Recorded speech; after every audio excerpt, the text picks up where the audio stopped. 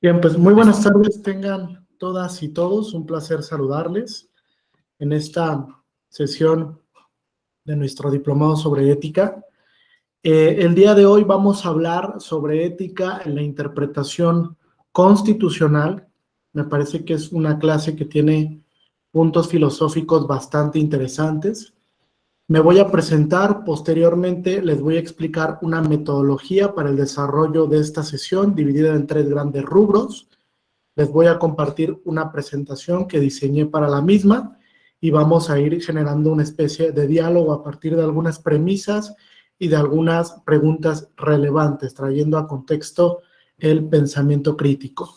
Soy el maestro Jesús Cadena Alcalá, soy licenciado en Derecho, maestro en Derecho Constitucional y Derechos Humanos, soy profesor de la Escuela Judicial Electoral y estoy adscrito a la unidad académica. Quedo a sus apreciables órdenes y en la parte final de la sesión les compartiré mi correo electrónico por si hay alguna recomendación de lectura, algún texto, sentencia, etcétera, que necesiten o que quieran explorar para un mayor conocimiento. Con mucho gusto se los habré de compartir. Pues bien, la sesión, ¿cómo se va a dividir? Fíjense, vamos a hablar de 3 grandes rubros, de 3 grandes momentos que están relacionados desde luego con la ética y con la interpretación constitucional. Vamos a tratar de entrelazar a la ética con la interpretación. Primero vamos a hablar un poco sobre el relativismo ético, que desde luego tiene una vinculación directa con el formalismo jurídico, con el positivismo jurídico.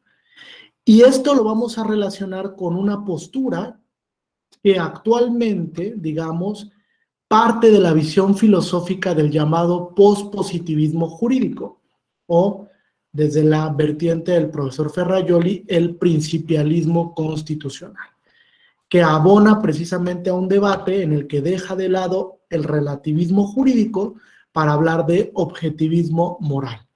Y desde luego que ahí viene toda una conjunción entre los diferentes tipos de normas que pueden integrar un sistema jurídico. Posteriormente a esto vamos a hablar sobre la interpretación y la hermenéutica constitucional, que desde luego les adelanto son posiciones antiformalistas, desde luego, tienen una proposición filosófica que va más allá del formalismo jurídico para ser una vertiente evidentemente principialista o pospositivista. Y finalmente vamos a entrelazar esto con algunos de los puntos medulares de la interpretación constitucional. Para ello hablaremos de bloque de constitucionalidad, de bloque interpretado, de parámetro de regularidad, algunos temas importantes que ha discutido al respecto la Sala Superior, donde ha utilizado diversas herramientas interpretativas para resolver casos que están relacionados principalmente con principios o con derechos fundamentales, aquellos casos relevantes que en la última década ha resuelto la Sala Superior. Bien, no sé si hasta aquí tengan alguna duda o pregunta. ¿No? Bien, vamos entonces a avanzar.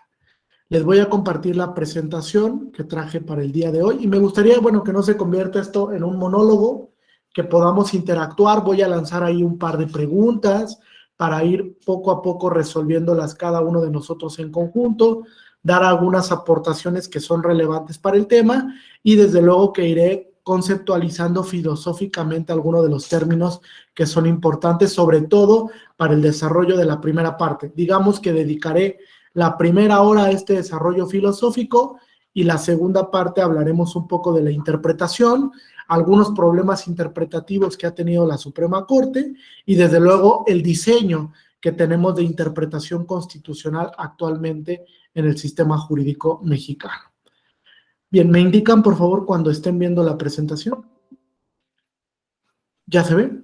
Sí, ya, gracias. Excelente. Bueno, entonces, la sesión se denomina ética en la interpretación constitucional y convencional.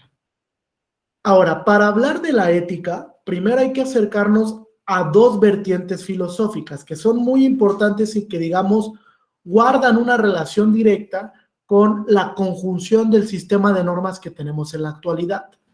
Primero, podríamos citar al profesor Weber y decir que el sistema normativo es tan indispensable como la propia regulación de la sociedad.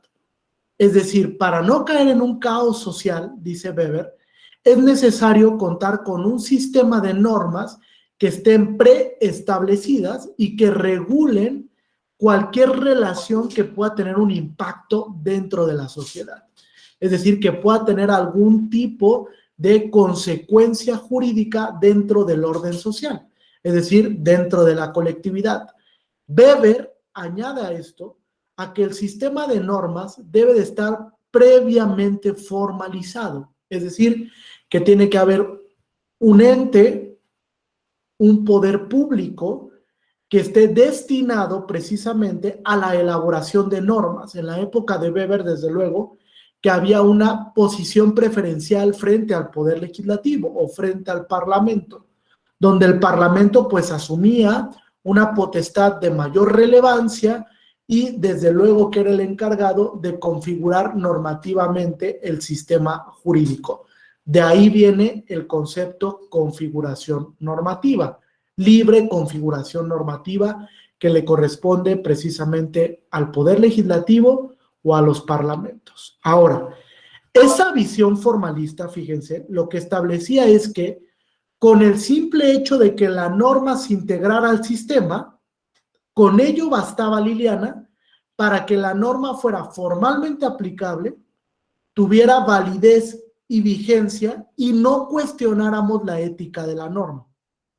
Es decir, no cuestionáramos si la norma era correcta o no desde un punto de vista filosófico, desde un punto de vista ético y desde luego de un punto de vista de lo justo o de la justicia, ¿no? De la que en su momento trató de explicar tanto Aristóteles y después retoma un poco el profesor Kelsen en un libro que se llama ¿Qué es la justicia?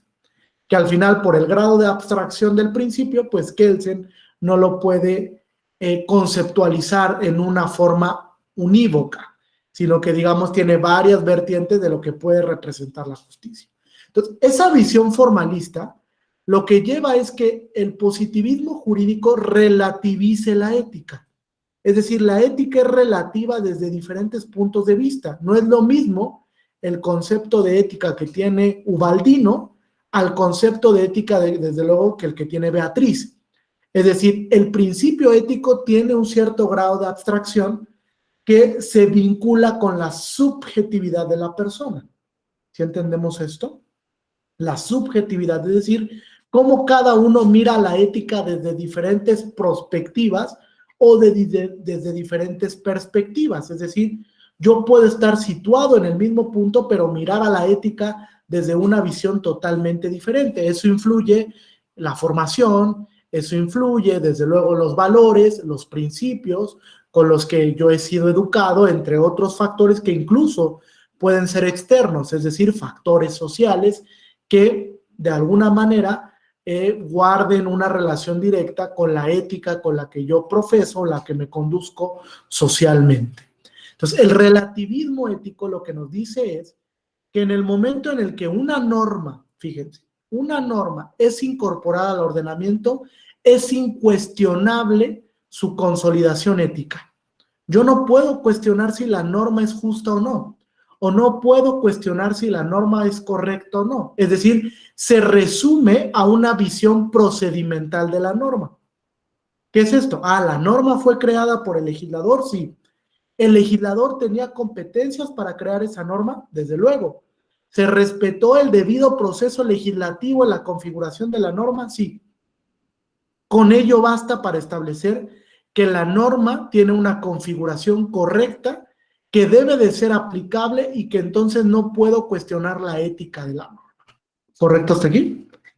Eso, fíjense, de alguna manera circunscribe la visión de la democracia a solo lo procedimental. La democracia tiene dos perspectivas, la visión procedimental y la visión sustantiva. Para el relativismo ético, la visión sustantiva queda totalmente de lado. No me importa si la norma respeta los principios del ordenamiento, si la norma respeta la Constitución, los valores que la Constitución establece, no importa o no es relevante para el relativismo ético, porque incluso esa visión, digamos que sería antiformalista, es decir, iría en contra de la propia naturaleza del positivismo jurídico. Les voy a poner un ejemplo, fíjense. Cuando se hablaba de relativismo ético en la Segunda Guerra Mundial, desde luego que hubo posturas que cuestionaban, por ejemplo, las leyes nazistas, las leyes que crearon los nazis para precisamente validar su actuación frente al Holocausto, ¿no? Para decir, mira, estoy facultado para retener a una persona de nacionalidad judía, de religión judía, que tenga esta perspectiva, y entonces la puedo someter a un campo de concentración para que sea sujeta de tratos crueles, inhumanos, degradantes, y después eso evidentemente sea resuelto por un juez que aplique de manera taxativa el contenido de la norma. De ahí uno de los grandes problemas para juzgar a aquellos que estaban relacionados con el nacionalsocialismo. ¿Cuál fue el gran problema? Que la norma les permitía la actuación. O sea, se crearon normas ad hoc para que precisamente ellos pudieran llevar a cabo ese tipo de actuaciones arbitrarias contra los judíos. Entonces, el relativismo ético no cuestiona, incluso el relativismo ético te podría decir que la regla prevista en el nacionalsocialismo era válida. Y era válida porque fue creada por el legislador democrático. Era válida porque el cuerpo legislativo discutió la norma y la configuró normativamente hablando. Entonces, desde ese punto de vista, el relativismo tiene una visión formal del derecho. Poco le importan los principios, poco le importan los valores. De hecho, Kelsen, en el texto La teoría pura del derecho, establece como una de las premisas, fíjate, esto es muy importante, Adolfo, una de las premisas es que no se pueden incorporar a la Constitución valores o derechos fundamentales, porque ello representaría, dice Kelsen, riesgos para la Constitución. ¿Y por qué riesgos? Me preguntará Rafael. ¿A qué se refería Kelsen con establecer que eran riesgos para el contenido normativo de la Constitución? Pues Kelsen simplemente decía, es que en el momento en el que tú incorporas un valor, un principio, tiene un cierto grado de abstracción.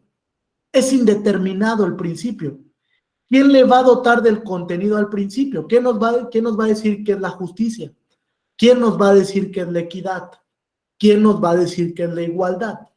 Por ese grado de abstracción que él se decía, es muy riesgoso que existan principios o valores en el ordenamiento constitucional. En la actualidad no los concebimos así, ¿están de acuerdo? En la actualidad, más que riesgos, decimos son virtudes de la Constitución. Y es que hubo una rematerialización del texto constitucional a partir de la Segunda Guerra Mundial. Vamos a transitar hacia ahí.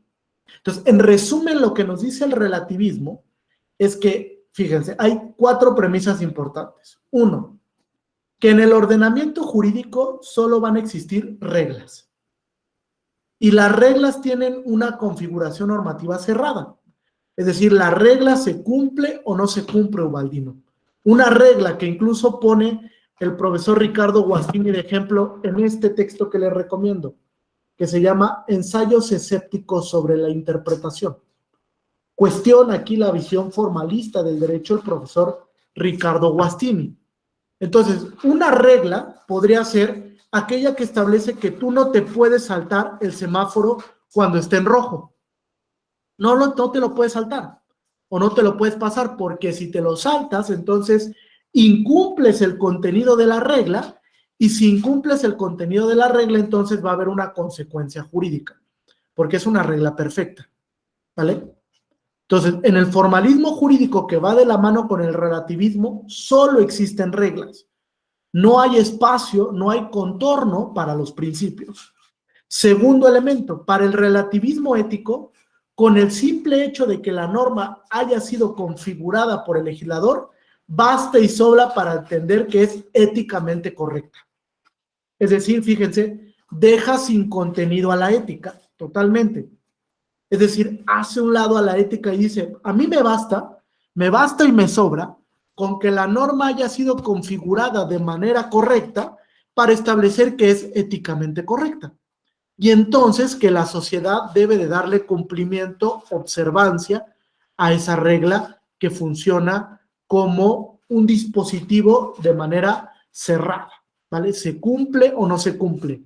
Ganar o perder, así funciona el modelo de reglas. Tercer elemento, cuando yo estoy frente a un conflicto normativo de reglas, la metodología para resolverlo es el silogismo jurídico. ¿Conocen lo que es el silogismo jurídico? ¿Sí? ¿Alguien que lo quiera explicar? El silogismo jurídico. Sí lo habían escuchado, ¿no? ¿Alguien aquí se dedica al litigio? ¿No? ¿Nadie? ¿Nadie? ¿Todos se dedican a la materia electoral? ¿Sí? Bueno, en la materia electoral hay infinidad de reglas. Tenemos un sistema electoral que está plagado de reglas. Plagado. Y reglas que son prohibitivas. Recuerden que en el sistema de normas va a haber reglas prohibitivas, reglas limitativas y reglas permisivas. El sistema electoral está plagado de esas normas prohibitivas. Por ejemplo, los candidatos no pueden comprar tiempo en radio y televisión. No pueden, está proscrito por la Constitución, es una regla constitucional. ¿Se cumple o no se cumple? Pero si se incumple, entonces puede haber una consecuencia jurídica, que es iniciar un procedimiento sancionador en el que se le va a imponer hasta una multa al candidato por haber comprado tiempo de radio y televisión sin tener autorización constitucional. A pesar de que podamos cuestionar la validez de la regla, fíjense, si estamos de acuerdo o no con la regla, si la regla es justa, incluso Beatriz, podremos decir, oye, la regla no es justa, porque incluso deja fuera a los candidatos independientes, ¿no? Los candidatos independientes no pueden comprar tiempo en radio y televisión, solo los partidos políticos. Entonces, ¿la regla será justa frente a los candidatos independientes? Pues me parece que no. Pero si lo vemos desde una visión cerrada del formalismo, el formalismo jurídico me diría, pues es la regla y ya. Fue creada por el legislador y tú tienes que cumplirla, no puedes cuestionar la validez de la regla. Estás aquí para cumplimentar o observar el contenido de la regla, no para cuestionar si la regla es válida o no en el ordenamiento. Entonces, como no somos capaces de eso en el formalismo, cuando termina la Segunda Guerra Mundial viene una transición del relativismo jurídico al objetivismo moral. ¿Habían escuchado esto del objetivismo moral? ¿Nadie? ¿Alguien ha leído en alguna ocasión al profesor Ferrajoli? ¿No, nadie? ¿Cómo creen? Hay que leerlo, es uno de los teóricos contemporáneos más importantes a nivel mundial. Entonces, fíjense, el profesor Ferrajoli, junto con Manuel Atienza, Joseph Aguiló, José Juan Moreso, entre otros, Ronald Dworkin, Robert Alexy, son parte de esta visión de objetivizar la moral para poder incorporar en los ordenamientos principios, ya no solo reglas. Ahora también vamos a incorporar principios que sí, desde luego, tienen un cierto grado de abstracción, son indeterminados, pero en lo que los jueces asumen una posición preferente para ir estableciendo el contenido esencial del principio y los límites. Es decir, hasta dónde llegan los principios, ¿están de acuerdo? No hay principios que sean absolutos. Todos los principios pueden tener límites. Obviamente que esos límites pues tienen que ser razonables, ¿no? Tienen que superar incluso el principio de proporcionalidad para poder establecer que el límite o la restricción es constitucionalmente válido.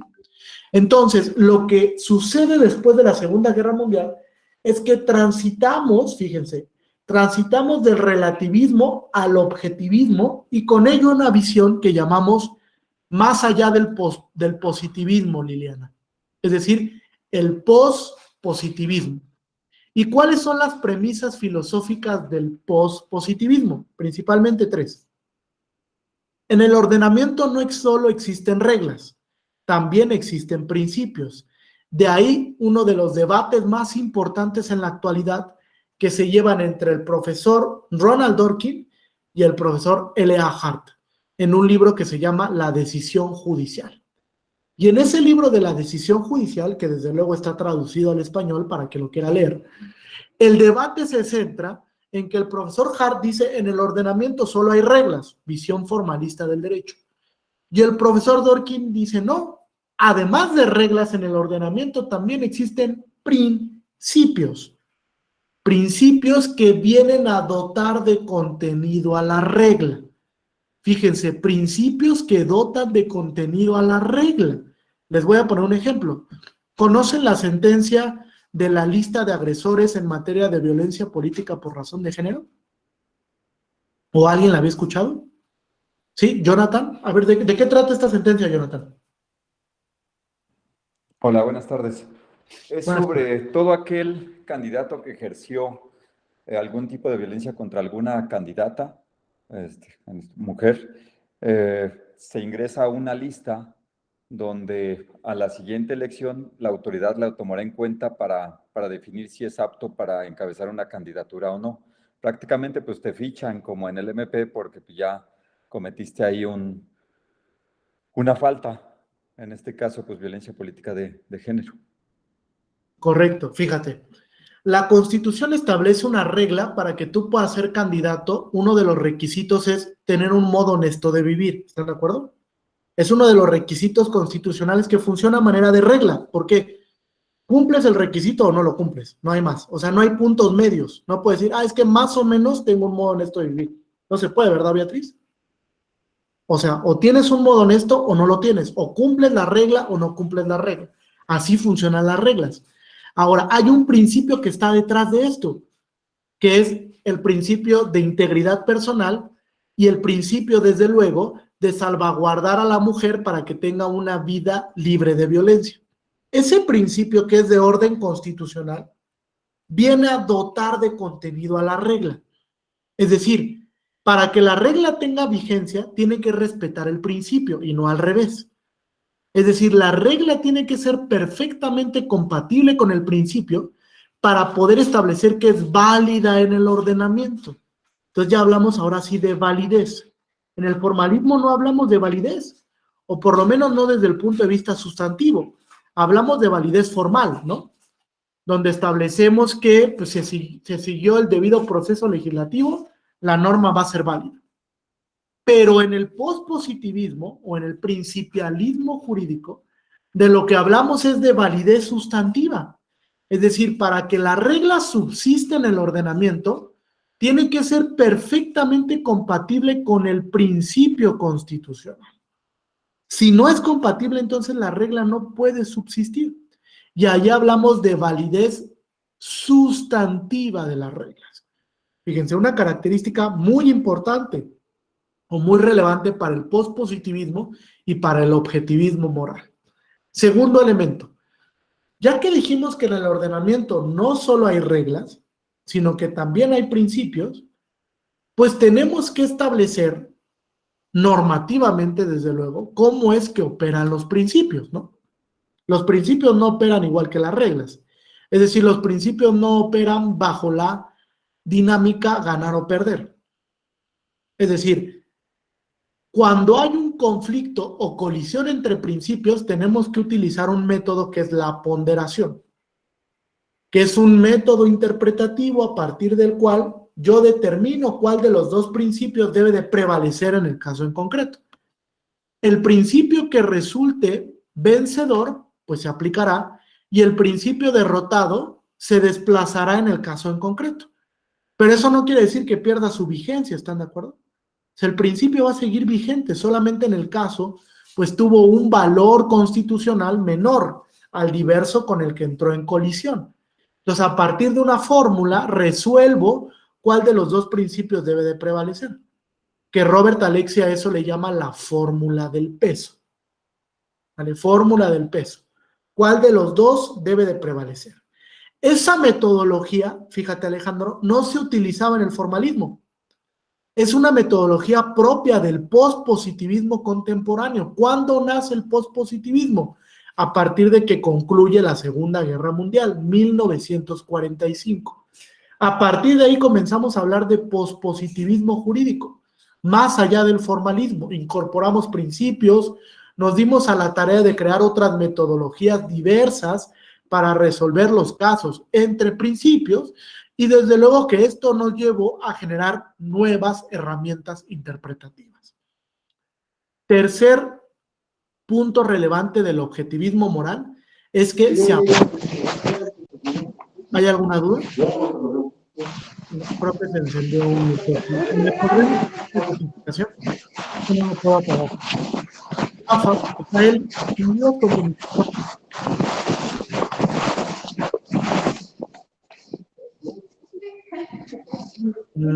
De capacitaciones, ¿me ayudan, por favor? Sí, nada más estoy tratando de identificar quién es el que está. Es Rafael Rosas.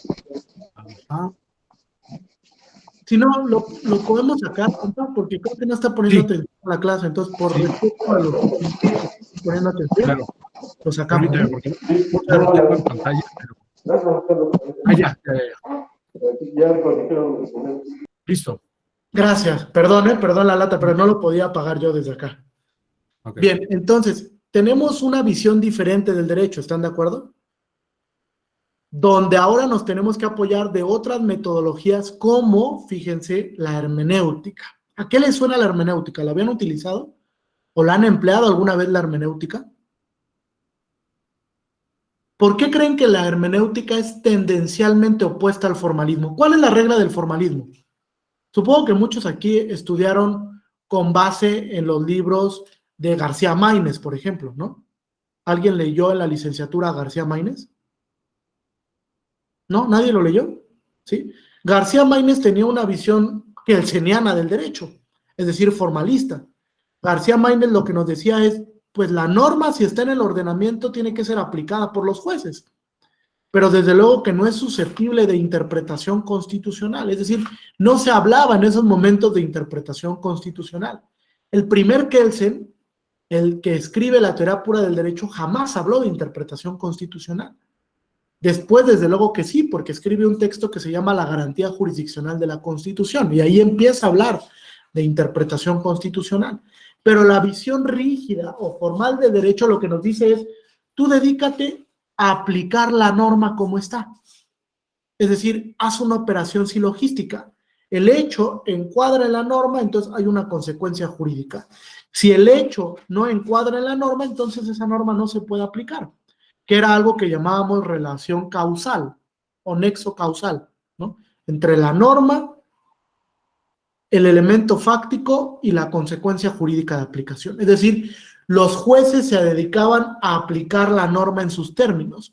De ahí el concepto, el juez es la boca que pronuncia las palabras de la ley, que lo dice Montesquieu en un texto que es emblemático. Ahora, esa visión cambia. Esa visión cambia, Alberto, en razón de la propia configuración normativa de los ordenamientos constitucionales a partir de 1945. Es decir, esas constituciones, en el momento en el que se rematerializaron, dejaron de ser constituciones formales para constituirse en constituciones sustantivas. Es decir, amplios catálogos de derechos fundamentales bien determinados que funcionan a partir de principios, que funcionan a partir de valores o que funcionan a partir, evidentemente, de derechos que son necesarios para la persona. Por eso es que le llamamos derechos fundamentales. Bajo esa visión, lo que nos encontramos es una configuración normativa totalmente diversa a la del positivismo. Entonces, cuando nos enfrentamos a aquellos casos con principios, digamos que en la visión formalista del derecho no encontraríamos una respuesta. ¿Están de acuerdo?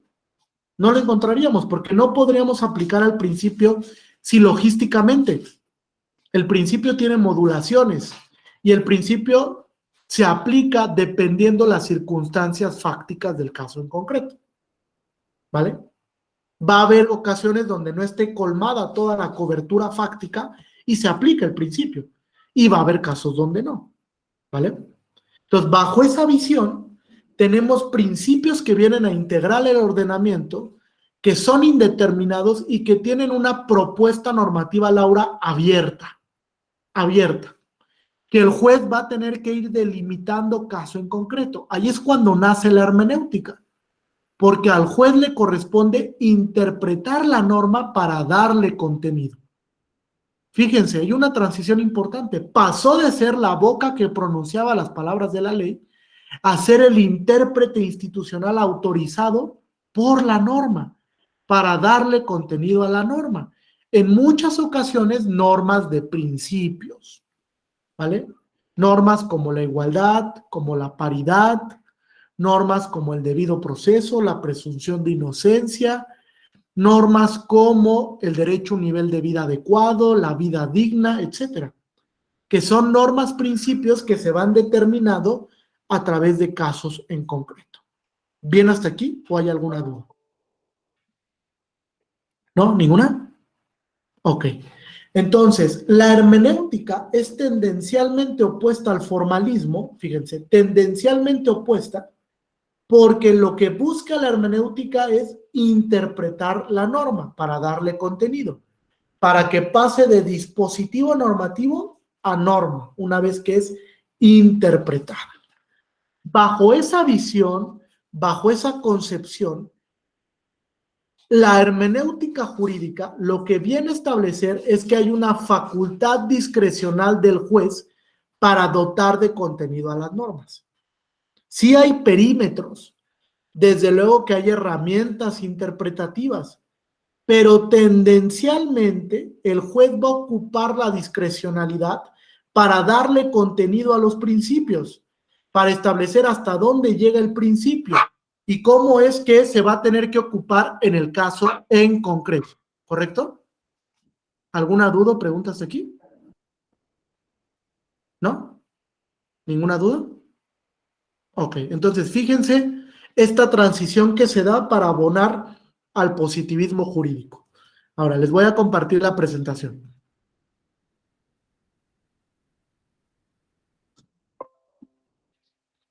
¿Cuáles son los elementos para hablar de este objetivismo moral? Fíjense, primero, hay una relación entre derecho y moral. Eso ya no nos cabe duda en la actualidad. ¿Están de acuerdo? Hay una relación entre derecho y moral. Antes, en la teoría pura del derecho, Kelsen dijo, no puede haber relación entre el derecho y otras ciencias. El derecho es una ciencia que se estudia de manera totalmente autónoma. Con esta visión, lo que nos dice es, existe la relación entre derecho y moral a partir de los principios, porque los principios tienen una gran carga axiológica. Por ejemplo, la paridad. La paridad tiene una carga axiológica sumamente importante. De ahí que la Corte ha interpretado el principio de paridad a través del cual se garantiza la igualdad que llamamos sustantiva o la igualdad por resultados. Es decir, no basta con la igualdad formal, no basta con que la Constitución diga hombres y mujeres son iguales ante la ley. Necesitamos una igualdad sustantiva que remueva todos los obstáculos para que las mujeres puedan llegar a cargos de elección popular o puedan aspirar a altos cargos en la administración pública. De ahí que la paridad se refleje bajo un principio dinámico que establece que incluso puede haber más mujeres que hombres en la administración y que esa medida afirmativa no es incompatible con el principio de igualdad. Es decir, no es una medida afirmativa discriminatoria, porque lo que busca es erradicar la estigmatización social y visibilizar a la mujer en cargos importantes, cargos relevantes para la administración pública y desde luego para la toma de decisiones. Entonces los principios están plagados de carga axiológica, están plagados de valores. Lo mismo pasa con la igualdad, lo mismo pasa con la equidad, lo mismo pasa, por ejemplo, con la presunción de inocencia. Tienen una carga axiológica relevante. Entonces tenemos una relación entre derecho y moral que surge a través de los principios. Por eso es que el profesor Luis Prieto Sánchez dice, los principios son los que vinieron a rematerializar el contenido constitucional, de algo que antes no estaba, de algo de lo que antes no hablábamos. Es más, no nos interesaba el tema de los principios antes. Creíamos que el tema de los principios era una visión puramente justnaturalista y que nada tenía que ver con el ordenamiento. Ahora sabemos que no es así. Incluso desde Santo Tomás de Aquino se habló de la relevancia de los principios en el ordenamiento y habló del derecho a la felicidad desde ese momento, que no es un nuevo derecho, es un viejo derecho del que se ha hablado durante hace muchos, muchos años atrás. ¿Vamos bien hasta aquí? Ahora, hay 8 puntos importantes de los que quiero hablar. Primero, ¿relación entre derecho y moral existe? Sí, sí existe. Segundo elemento, ¿a quién institucionalmente se le vincula con la obligación de interpretar la norma por excelencia? Es decir, ¿quién es el agente o el poder público que por excelencia tiene que interpretar la norma? ¿Quién y por qué? Estoy seguro que esto sí lo saben. Los jueces. Los jueces. ¿Y por qué será esto, Bulmaro? ¿Por qué los jueces son los encargados de ejercer estos elementos de hermenéutica jurídica o de hermenéutica judicial? ¿Por qué lo piensas? Quizás porque, digamos, para ser juez necesitas reunir ciertos requisitos que no todos o no todas las personas pues reúnen. Una de ellas pues es estudiar derecho, ¿no? Tener la formación jurídica. Y a partir de esto pues es como que están legitimados, entre comillas, como para poder interpretar la norma, ¿no? Correcto, muy bien. A ver, Ubaldino, y ahorita doy mi opinión al respecto. Adelante. Porque somos encargados de impartir justicia. Sí, claro, hay un mandato constitucional de administración e interpretación de justicia en el artículo 17 de la Constitución, ¿de acuerdo? Pero fíjense, voy un poco más de la mano con la visión filosófica que nos dio Bulmaro, no porque Ubaldino esté mal, sino porque hay detrás un elemento importante de tecnificación, fíjense, tecnificación. Es decir, los jueces se legitiman a través de sus sentencias, esto sí lo saben, ¿de acuerdo? Y esas sentencias requieren un alto grado de tecnificación que no tienen los demás poderes públicos. Es decir, para llegar a aspirar al cargo de juez, requieres de una formación que esté relacionado, evidentemente, con el uso de herramientas interpretativas para resolver casos en concreto, o los diferentes casos que vayan llegando a los tribunales. Por eso es que el juez se legitima a través de su tecnificación y los demás poderes se legitiman a través de su acto de representación. No es lo mismo. Por eso es que los jueces no tienen que ser electos a través de la vía de la democracia representativa, es decir, a través del voto. No, porque históricamente nunca ha sido así. Desde la tradición francesa del siglo XVIII, se estableció que los jueces debían ser electos por virtud, decía muy bien Bulmaro, por virtud de las cualidades técnicas que tienen, porque son expertos, son doctos en la materia. Y entonces no requieren de una legitimación democrática representativa, porque su legitimación la adquieren a través de sus sentencias.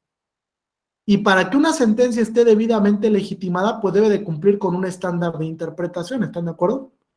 Utilizar el método correcto interpretativo, utilizar argumentos que sean compatibles interna y externamente, y desde luego que esa sentencia pueda de alguna manera soportar todos los embates a los que se va a presentar, tanto embates sociales como embates de las partes que van a ir a impugnar esa decisión.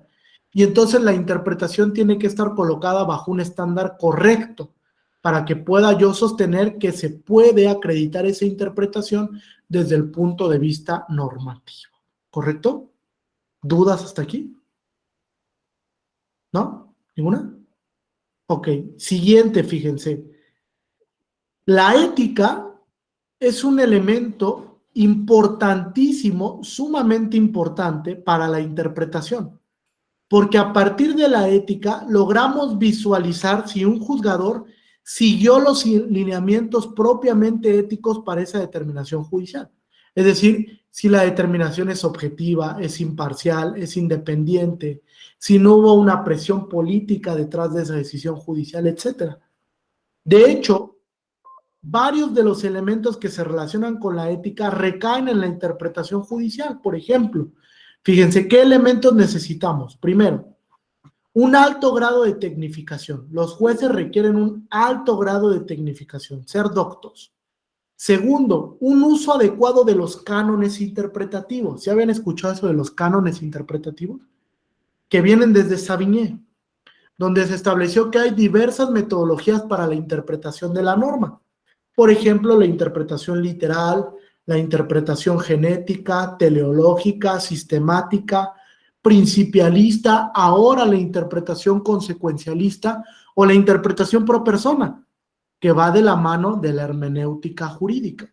Entonces debemos de utilizar el canon interpretativo correcto para decir la sentencia está debidamente legitimada. Segundo, un uso adecuado de las metodologías. Este punto es muy importante también.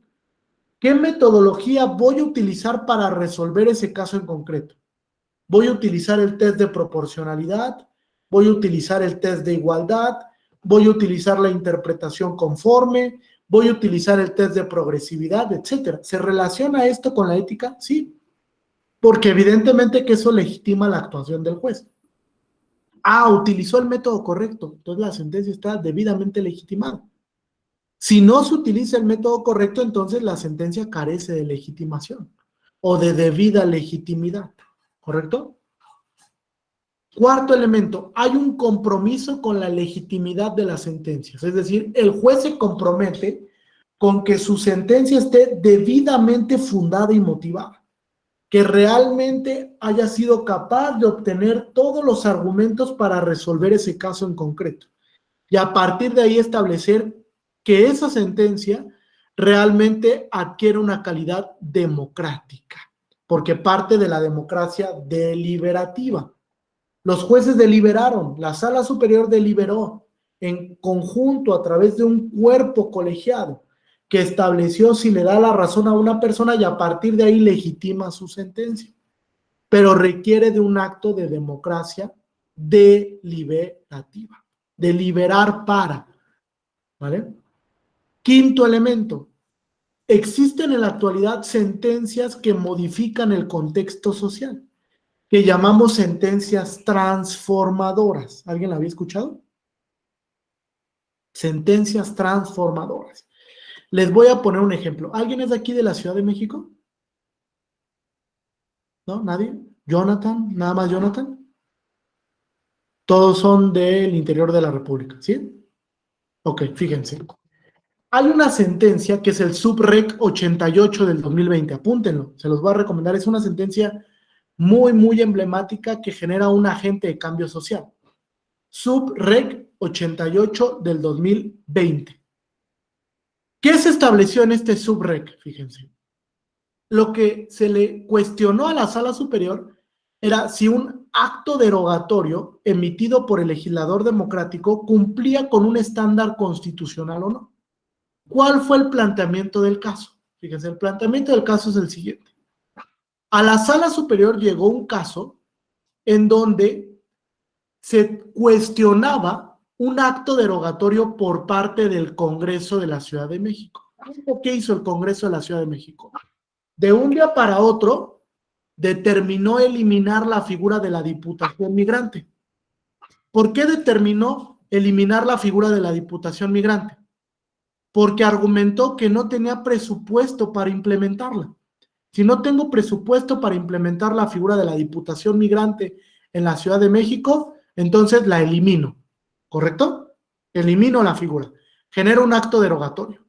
Contra ese acto derogatorio, un grupo de ciudadanos que eran migrantes, es decir, que habían vivido y nacido en la Ciudad de México, pero que tuvieron que ir al extranjero en busca de mejores oportunidades, fueron a cuestionar el acto derogatorio, bajo el argumento de que tenían interés tuitivo o interés legítimo para ir a cuestionar ese acto. Es decir, estaban en una posición preferente o en una posición especial frente al orden normativo, porque son una categoría de protección especial, lo saben, ¿no? Los migrantes son categorías sospechosas en términos del artículo 1º, 5º párrafo de la Constitución. ¿Correcto hasta aquí? Entonces fueron a cuestionar ese acto. y establecieron que el acto derogatorio era inconstitucional porque vulneraba el principio de progresividad.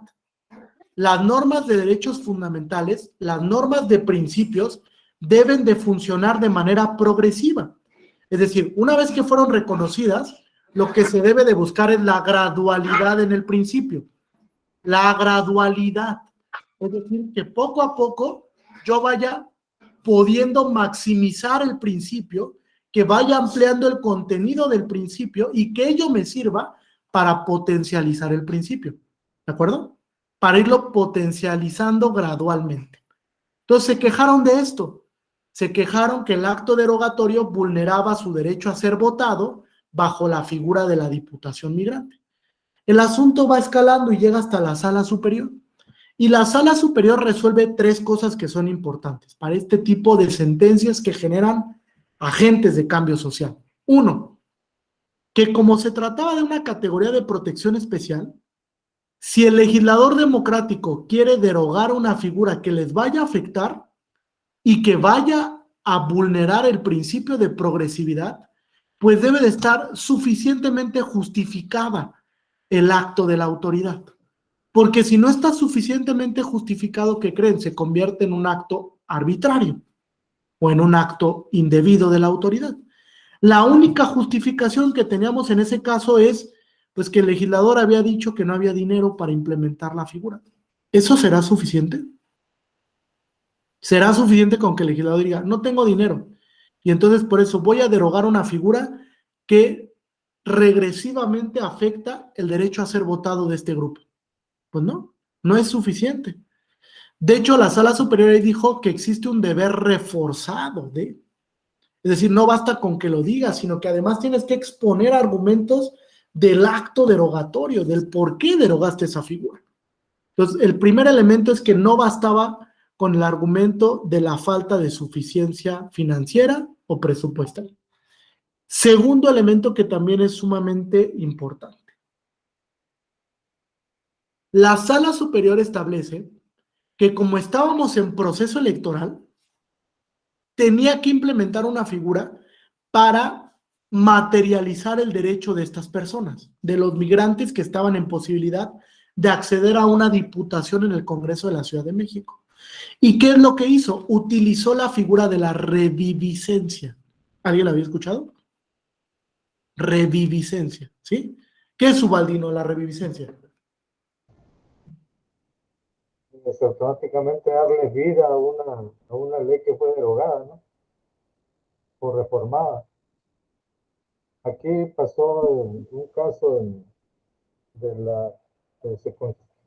se promulgó la ley de procedimientos electorales que llamaron la ley chiapaneca y dejaron sin efecto el código de elecciones.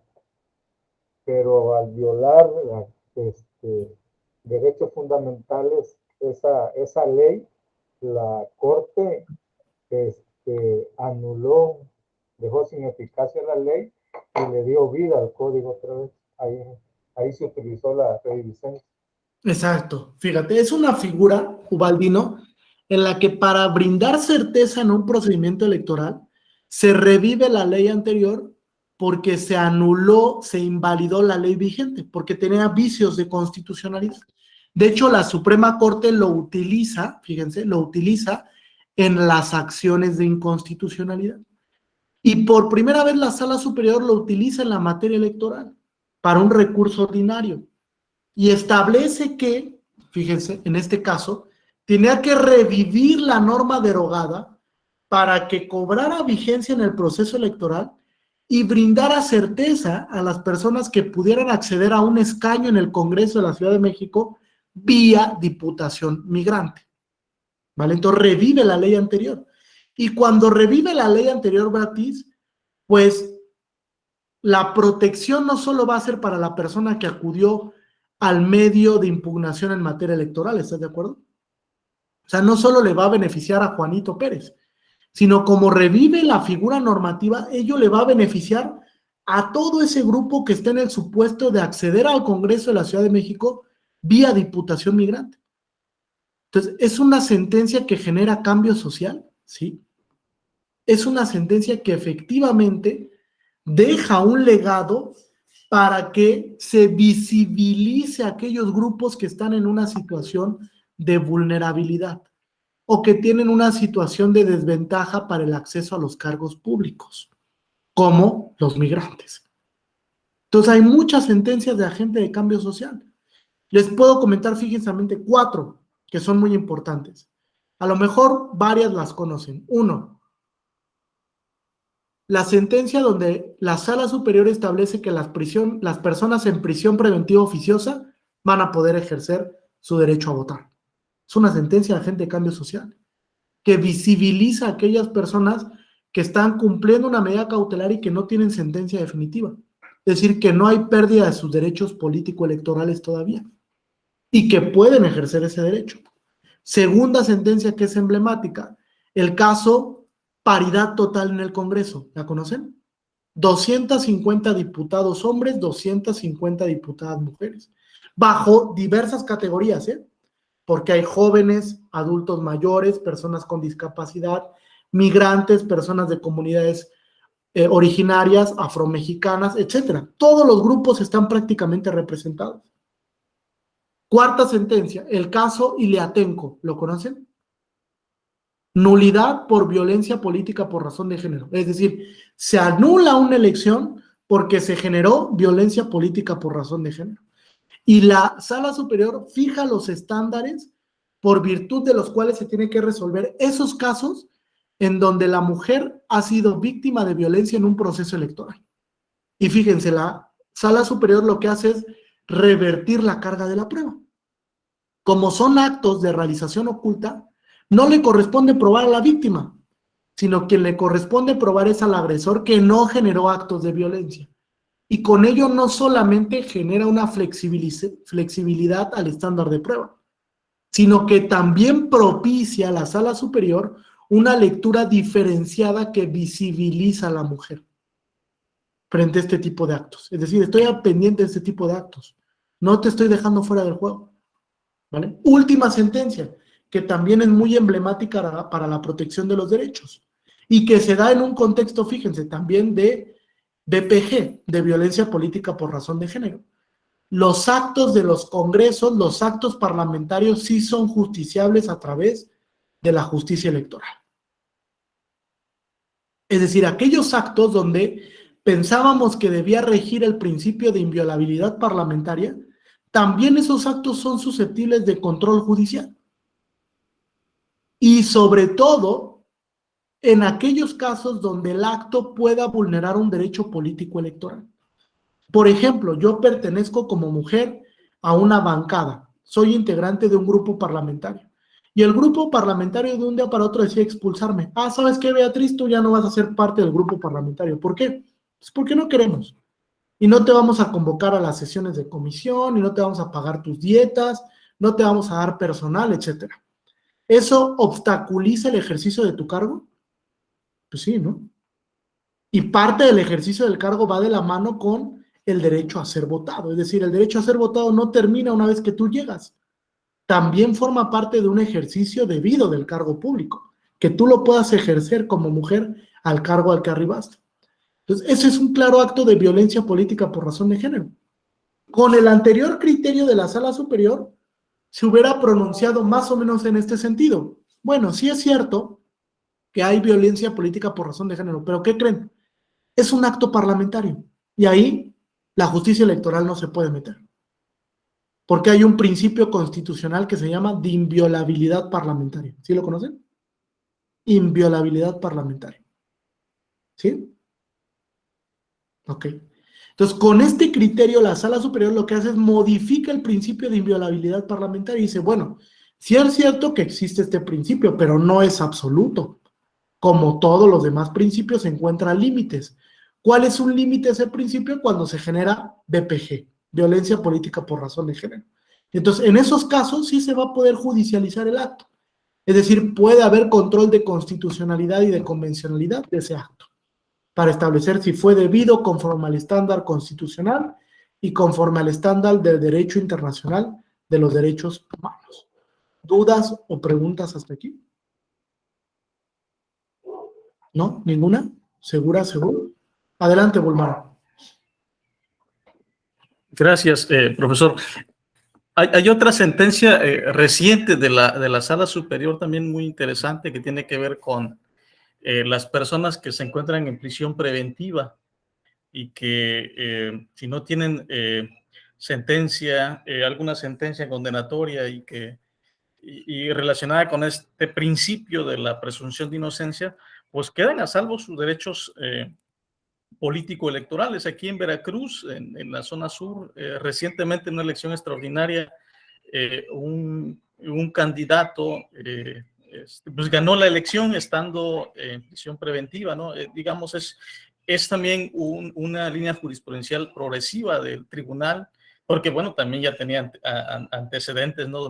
Donde decía la misma Sala Superior que pues una persona al estar en prisión preventiva, no obstante que no tenía sentencia, pues estaba imposibilitado materialmente a hacer campaña y a ejercer las funciones en el cargo. Entonces, esta sentencia también, digamos, avanza mucho en este sentido, ¿no? De protección de los derechos.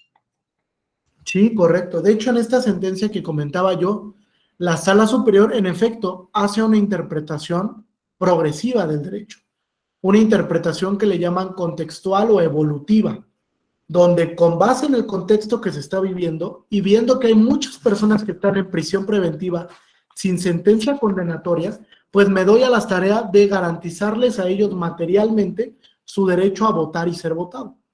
Porque no hay, decía yo, una suspensión o pérdida temporal de los derechos político-electorales. Siguen vigentes, porque no hay sentencia condenatoria que así lo determine.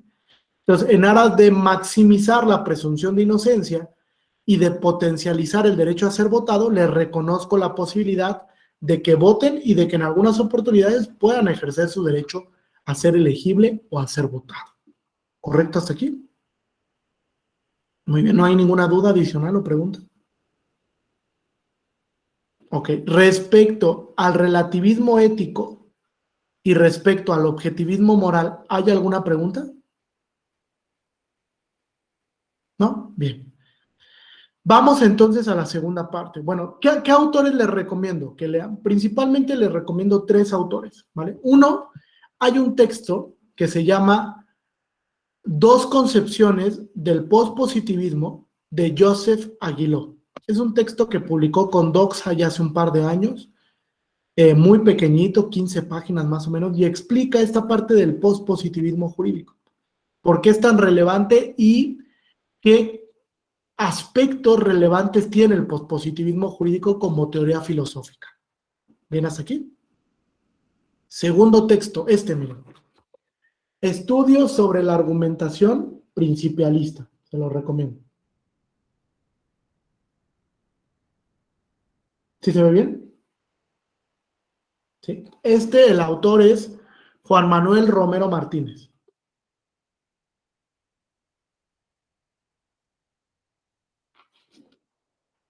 Y un último texto, que también es un ensayo que les recomiendo, se llama El principialismo constitucional, el principialismo y garantismo constitucional, que es del profesor Ferrajoli y también es un artículo publicado por la revista Doxa. ¿Vale? Doxa, principialismo y garantismo constitucional. 2 caras del constitucionalismo contemporáneo. ¿Alguna duda o preguntas aquí? ¿No? Perfecto. Vamos avanzando entonces.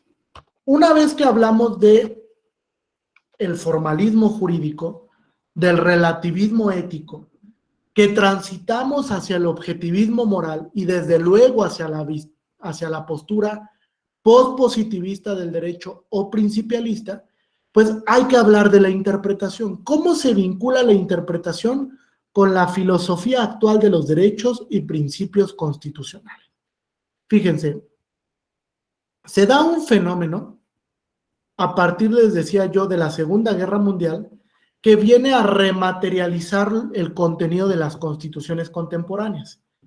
Primero, 1946 Alemania, 1947 Italia, 1978 España, 1991 Venezuela, 1993 Brasil, Perú, 1994 Ecuador, en el 2011 México, etcétera, donde hubo una transición para reconocer el contenido de derechos fundamentales, ¿correcto? A partir de esa visión nacen dos grandes fenómenos que son muy relevantes para la interpretación constitucional en nuestros días. El primero se llama la internacionalización del derecho constitucional. Internacionalización del derecho constitucional. ¿Qué quiere decir? Que gran parte de la influencia de los nuevos catálogos de derechos fundamentales, ¿a quién cree que se le debe? ¿A quién cree que se le debe esta gran influencia para rematerializar las constituciones? ¿Alguna idea? ¿No? ¿Ninguna? Han analizado la reforma del 2011, ¿no? En materia de derechos humanos. Bueno, este fenómeno, fíjense, se le debe al derecho internacional de los derechos humanos, porque fue la Declaración Universal de los Derechos Humanos las que vino a traer la gran influencia para rematerializar los textos constitucionales, para concebir a las constituciones de manera diversa, no solo como leyes formales, sino ahora como leyes sustantivas. Entonces, este fenómeno se debe a que el derecho internacional de los derechos humanos tuvo una gran influencia en las constituciones contemporáneas, las constituciones de nuestros días. ¿Correcto? Sí, Jonathan, adelante. Sí, específicamente en 2011 es el caso Radilla, ¿no? De la Corte Interamericana de los Derechos Humanos. Es el que hace Sí, todo el cambio con toda la reforma y que nos cambia totalmente el esquema constitucional, que damos el paso ya no de protección de garantías, sino a protección de derechos humanos. Y ahí cambia todo el esquema, precisamente gracias al derecho internacional. sí, claro, ahí hay un cambio de paradigma constitucional para entender ahora a los derechos fundamentales como normas sustantivas que tienen que ser garantizadas a partir de garantías primarias, como lo llama el profesor Ferrajoli, y garantías secundarias. Garantías primarias que son deberes, obligaciones o prohibiciones, y garantías secundarias que son las llamadas garantías jurisdiccionales. Una vez que me lesiona un particular o una autoridad un derecho, yo estoy en aptitud de ir a judicializar el derecho, para que una autoridad jurisdiccional defina si fue debido o no el acto que generó la autoridad o el acto que generó el particular. ¿Ven hasta aquí? Ahora, hay un segundo fenómeno que todavía es más importante o muy relevante para los ordenamientos, sobre todo latinoamericanos, que es la constitucionalización del derecho internacional. ¿Qué es esto? A partir de la reforma del 2011, y como dice Jonathan, del caso de la sentencia Radilla Pacheco, lo que sucedió es que se buscó constitucionalizar a todas las normas que reconozcan derechos humanos. A todas las normas, es decir, esas normas entraron en un proceso de constitucionalización. Es como si estuvieran en la Constitución, pero de manera implícita. No las vemos de manera explícita, pero de manera implícita forman parte del contenido constitucional. Y ahí es cuando se forma lo que llamamos el bloque de constitucionalidad. ¿Sí la habían escuchado? Bloque de constitucionalidad. Y ese bloque, ¿qué es lo que hace? Dos cosas importantes. Genera una cláusula de apertura, es decir, el reconocimiento de los derechos no acaba con lo que dice la Constitución, de manera taxativa o cerrada, sino que se puede nutrir del derecho internacional de los derechos humanos o de las interpretaciones de la Corte mexicana y de la Corte Interamericana. ¿Sí? Segundo elemento, aparte de esta cláusula de apertura, también se establece una cláusula de elasticidad constitucional. La Constitución es elástica, es flexible, va mutando a través del contexto, va cambiando a través de las interpretaciones y desde luego de la hermenéutica. Es decir, la hermenéutica se convierte en un bastión para poder ejercer debidamente la interpretación constitucional, la interpretación de los derechos y la interpretación judicial. ¿Correcto hasta aquí? ¿Alguna duda o pregunta? Entonces, eso lo que genera, fíjense, es una reinterpretación al principio o reformulación del principio de supremacía de la Constitución. Supremacía de la Constitución. Es decir, ya no vamos a entender el principio de supremacía como se entendió en 1803, con el caso Marbury versus Madison, donde se dijo la Constitución es norma que condiciona y norma que genera perimetralmente un tratamiento diferencial. La Constitución está aquí, la norma está por debajo. Para que la norma sea válida, tiene que respetar o embonar perfectamente en el contenido constitucional.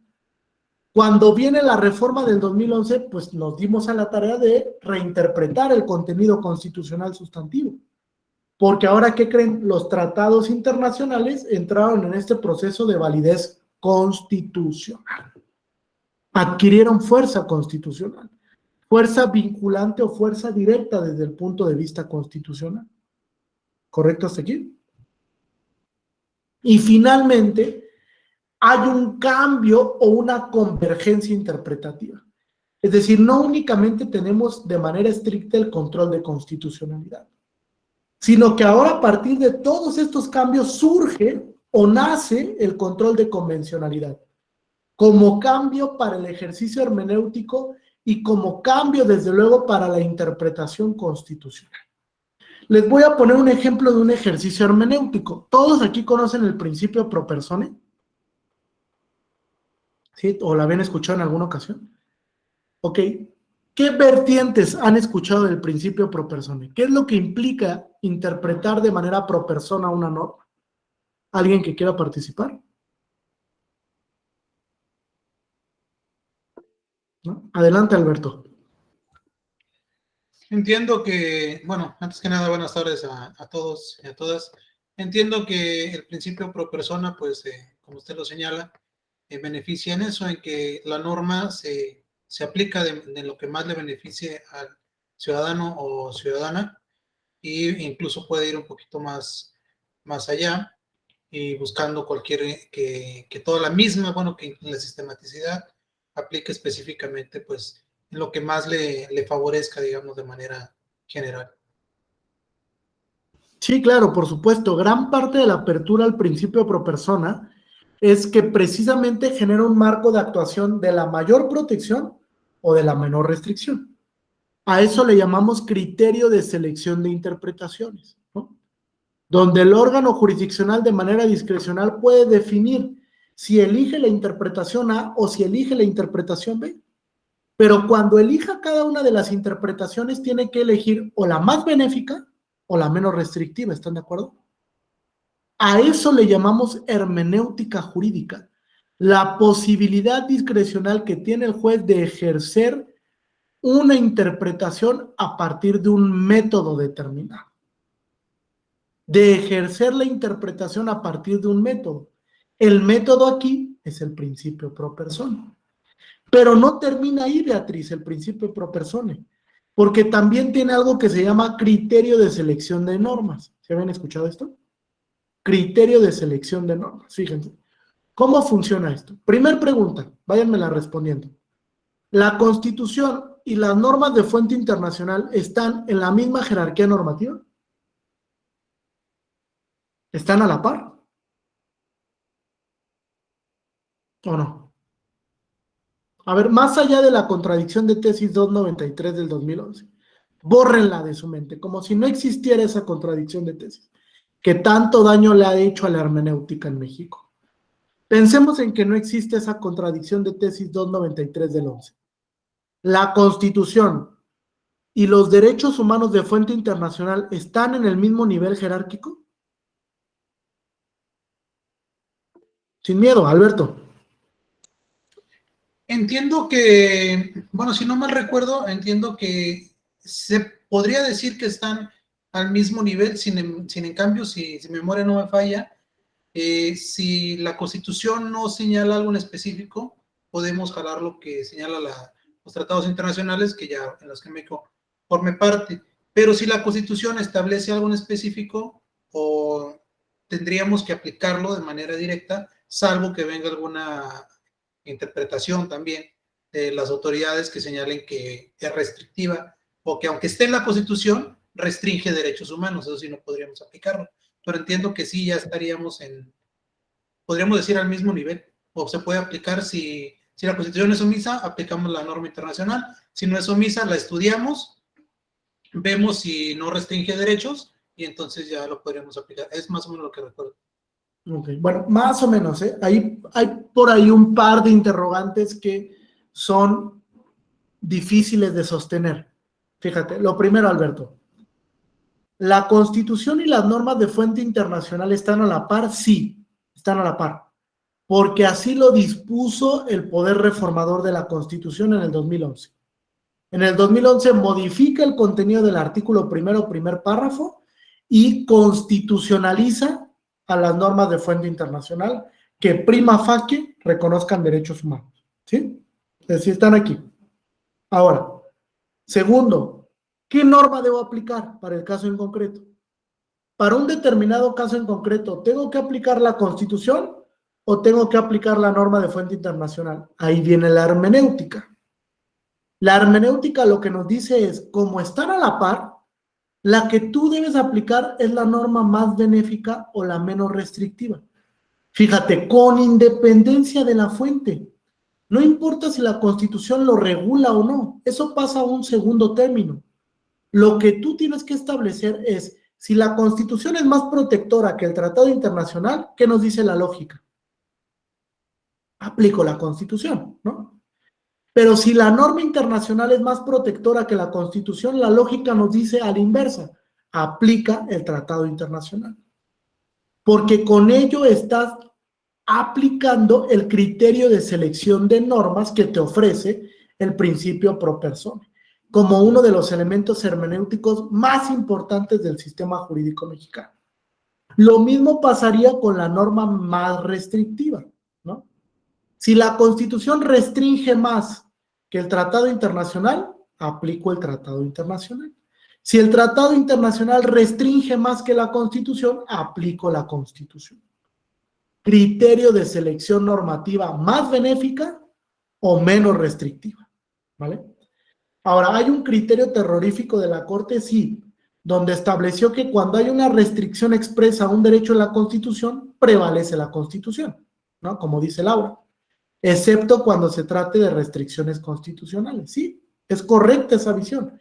Sin embargo, desde el punto de vista de la hermenéutica, ¿esto sería válido, Laura?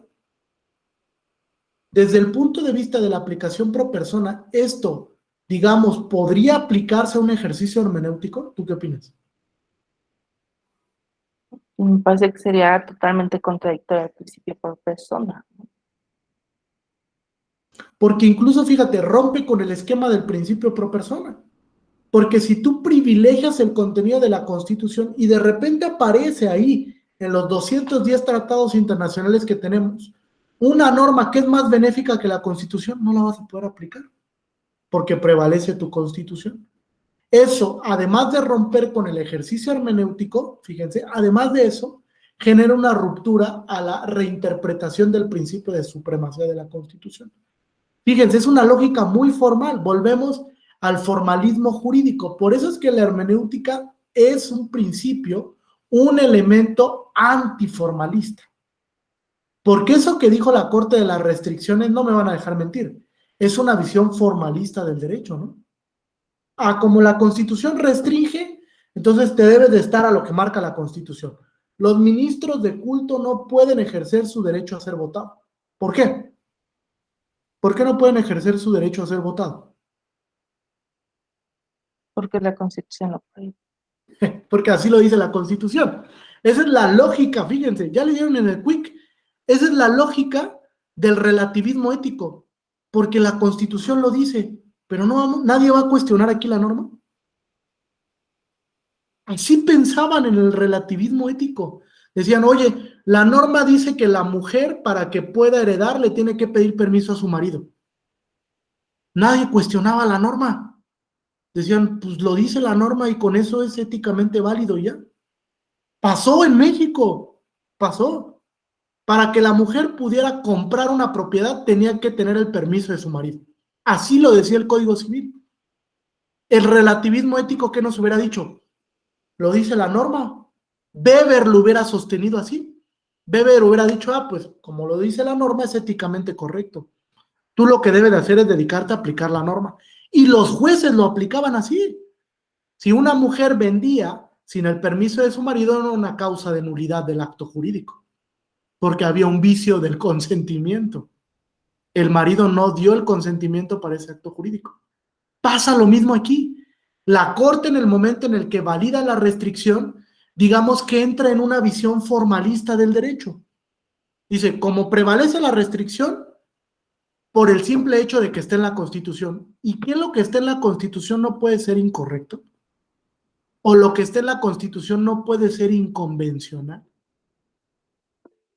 A ver, Jonathan. Es como el ejemplo de la pena de muerte, ¿no? Que durante muchos años estuvo ahí en la Constitución. Si alguna autoridad lo hubiera aplicado, pues bien hubiera dicho, pues lo maté porque pues ahí está la pena de muerte aplicable, ¿no? ¿Y por qué? Porque lo dice la Constitución. Y el Pero relativismo si ético. vamos a normas internacionales, tal vez ahí sí habría un choque o una incongruencia, ¿no? Habría que ver qué tanto la Convención de Derechos Humanos te permitiera aplicar eso, ¿no? Pero fíjate, si nos circunscribiéramos al contexto del relativismo ético, no lo hubiéramos cuestionado, ¿estás de acuerdo? O sea, no hubiéramos cuestionado la decisión del juez, hubiéramos dicho, el juez aplicó la norma y ya. Oye, pero no fue justo que lo mataran, porque la pena de muerte es una pena trascendental, inhumana, degradante. Pues sí, pero ahí está.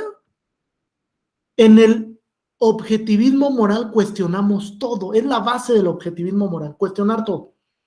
Tengo yo que cuestionar todo. Es que la Constitución establece una prohibición para que los ministros de culto puedan participar o ejercer su derecho a ser votado. Es cuestionable, ¿no? Incluso yo podría decir, es inconvencional, porque es una restricción que no es acorde con el artículo 23 de la Convención Americana. La Convención Americana te establece los supuestos por los que se puede restringir el derecho a ser votado, y en ninguna parte dice que se puede restringir con base en una libertad o culto religioso. No dice. Entonces quiere decir que mi Constitución no es compatible con el parámetro internacional de los derechos humanos. Pero lo cuestiono. Eso es lo que nos da el objetivismo moral. Cuestionar cuando una regla es incorrecta, y que los jueces desde luego no son infalibles, Laura. ¿En el método interpretativo un juez se puede equivocar? Sí. Recurrentemente la Corte se equivoca en sus fallos. Recurrentemente la Corte se equivoca en el ejercicio interpretativo. Por eso es que en algunas ocasiones la Corte hace algo que se llama distinguish, ¿no? Que es reformulo. Oye, sí dije algo hace 5 años, pero ¿qué crees? Me equivoqué. Estaba mal. Reformulo el criterio interpretativo y ahora digo otra cosa, ¿no? En su momento, por ejemplo, la Corte validó las causales de divorcio para dar por concluido el vínculo matrimonial. En su momento lo validó, dijo, sí, es válido que se establezca que para que la mujer dé por concluido el matrimonio tenga que acreditar que hubo una infidelidad. Es válido. Y 20 años después, en el 2008, la Corte dice no, porque las causales de divorcio son inconstitucionales porque violan el libre desarrollo de la personalidad. Fíjense, hay un quick ahí. Si nos ciñéramos al formalismo jurídico, la regla se aplica y no hay más. Pero en el pospositivismo no pasa eso, porque la regla está condicionada a respetar el principio. Si la regla no es compatible con el principio, adiós a la regla. No es válida en el ordenamiento. Y pasa recurrentemente. La Sala Superior recurrentemente declara la inconstitucionalidad de reglas que son indebidas, de reglas que no pueden subsistir en el ordenamiento. Por ejemplo, si un candidato independiente no rinde su informe de precampaña de fiscalización, había una regla en la Ley General de Títulos, en la Ley General de Instituciones y Procedimientos Electorales, que prevía la posibilidad de que se le cancelara el registro y de que no pudiera participar hasta en los otros 2 procesos electorales. No solo basta con que te cancele el registro, como en el caso Félix Salgado Macedonio, sino que además en 2 procesos electorales más no vas a poder participar, porque no rendiste tu informe de fiscalización. ¿Es una regla esa? ¿Sí? Es una regla. Es una regla prevista en la legislación reglamentaria en materia electoral. La legislación específica, porque es una ley especial. Entonces, como es una regla, está condicionada a respetar el principio. Y la Sala Superior, ¿qué dijo? Esa pena es trascendental. Viola el artículo 22 de la Constitución. No puedes establecer que un candidato independiente no pueda participar en los otros 2 procesos electorales porque no rindió su informe de precampaña. Sí que pierda, sí cancela el registro en este proceso electoral, pero no puede trascender la sanción a 2 procesos electorales más, porque eso vulneraría el principio constitucional que prohíbe, que proscribe las penas trascendentales o las penas que vayan más allá de lo que se está judicializando en un caso en concreto. Viola un principio constitucional. Fíjense, el principio que está aquí vino a dotar de contenido a la regla. Para que la regla subsista, tiene que ser, fíjense así, embonar, perfectamente embonar con el principio, porque de otra manera la regla no podría subsistir. Esa es la base de la hermenéutica y esa es la base del pospositivismo y del objetivismo moral. ¿Dudas o preguntas hasta aquí? ¿No? Entonces, primer elemento, la Constitución y las normas de fuente internacional están, ¿qué? A la par. Y a través del principio pro persona, que es una metodología, determino cuál voy a aplicar. Si aplico la Constitución o aplico la norma de fuente internacional, la que sea más benéfica o la que sea menos restrictiva, ¿vale? Segundo elemento de la hermenéutica, que también es muy importante. Hay que establecer una cláusula de apertura de interpretaciones.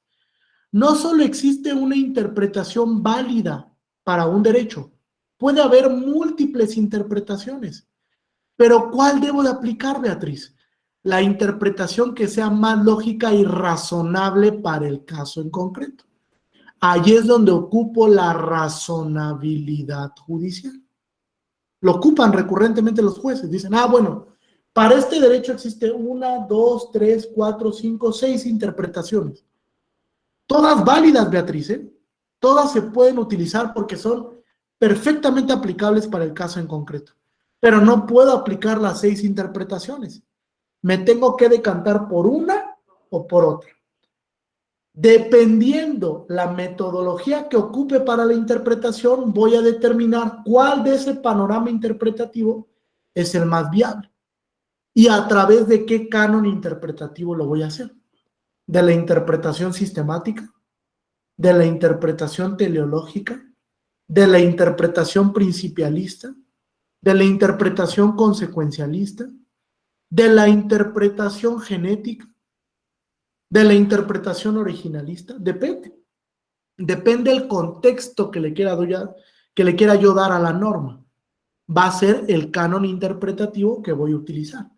Ahora, ¿cuál voy a emplear? El más lógico, el más razonable, el que me ayude a través de la lógica y del pensamiento crítico a resolver ese caso en concreto. Por eso es que elijo el canon interpretativo, elijo el método de la interpretación y lo aterrizo en el caso en concreto. Y determino cuál fue la viabilidad de la razonabilidad judicial en ese caso. ¿Por qué me decanté por la interpretación teleológica? ¿O por qué me decanté por la interpretación pro persona? ¿O por qué me decanté por la interpretación principialista? Justificando racionalmente el método interpretativo empleado o utilizado. ¿Bien hasta aquí? ¿Alguna duda o pregunta? ¿No? ¿Seguras, seguros? Ok. Una vez que ya establecí esto, una vez que establecí que hay una cláusula de apertura de interpretación, pues me tengo que ir al siguiente elemento. Y el siguiente elemento también es muy importante. Es efectivamente el que establece que la hermenéutica debe de utilizarse dependiendo del caso en concreto y dependiendo de las circunstancias normativas y fácticas que estén a discusión. Es decir, la hermenéutica se utiliza a través de los casos que se le van planteando a los tribunales. Porque tengo que advertir premisa probatoria, tengo que advertir premisa fáctica y tengo que advertir premisa normativa. 3 elementos tengo que advertir para determinar que el ejercicio interpretativo está utilizado de manera correcta o empleado de manera correcta. ¿Vale? Ahora, una vez que establecimos, fíjense, una vez que establecimos que los tratados internacionales forman parte de la Constitución, ello conforma algo que llamamos bloque de constitucionalidad. ¿Y qué es el bloque de constitucionalidad? En palabras muy sencillas. A ver, Rafael, ¿me ayudas a darle lectura? Donde dice catálogo. Catálogo amplio de derechos fundamentales, ámbito de protección nacional e internacional, con vigencia constitucional, funge Aquí como te parámetro de validez hasta ahí, Rafael. Ok. ¿A qué te suena eso de catálogo amplio? ¿Qué te imaginas? ¿A qué se refieren los autores cuando dicen no es un catálogo amplio de derechos? Tenemos como varios elementos a escoger. Claro, desde luego, desde el punto de vista selectivo sí, porque puede ser que un mismo derecho esté regulado en la Constitución, en la Convención Americana, en el Pacto Internacional de Derechos Civiles y también esté regulado en la Convención Belén do Pará. Un mismo derecho, por ejemplo, la integridad personal. La integridad personal está reconocida en el 22 de la Constitución.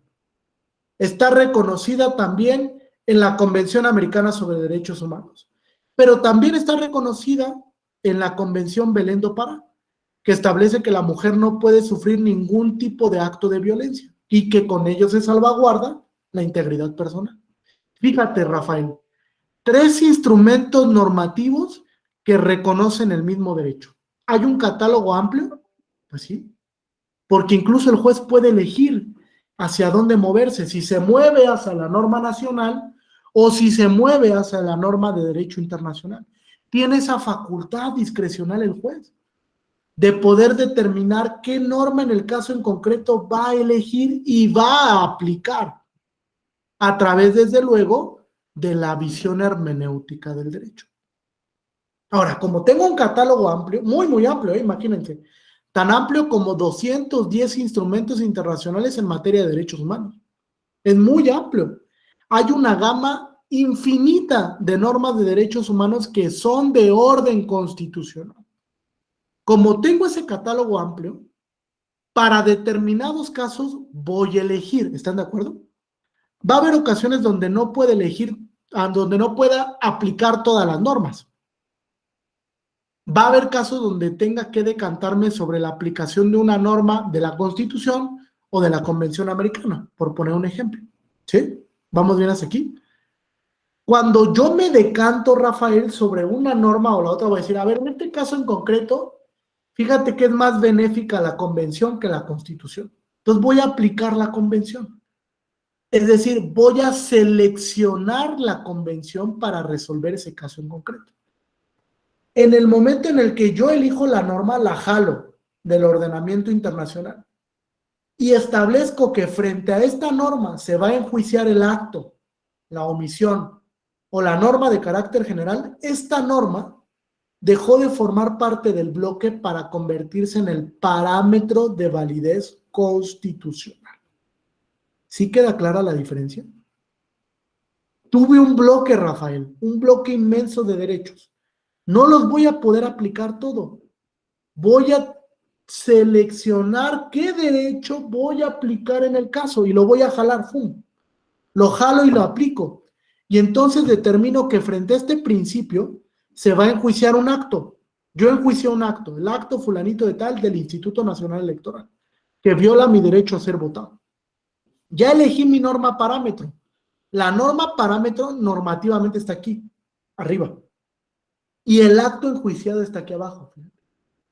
Quiere decir que para que el acto subsista, tiene que ser compatible con la norma parámetro.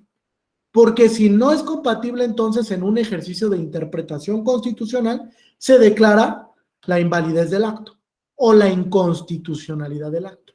¿Correcto hasta aquí? Entonces, ¿qué fue lo que hice? Del bloque, elegir aquella norma que me iba a servir para resolver el caso en concreto. A ello le llamo norma parámetro de validez.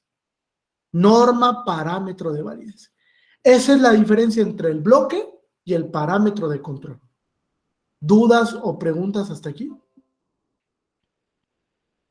¿No? ¿Ninguna duda ni pregunta? Cuando no hay dudas o preguntas, hay dos. O todo se entendió o nada se está entendiendo. Entonces, la segunda sí me preocupa, la primera relativamente no. Pero sí está quedando clara la idea que les estoy transmitiendo.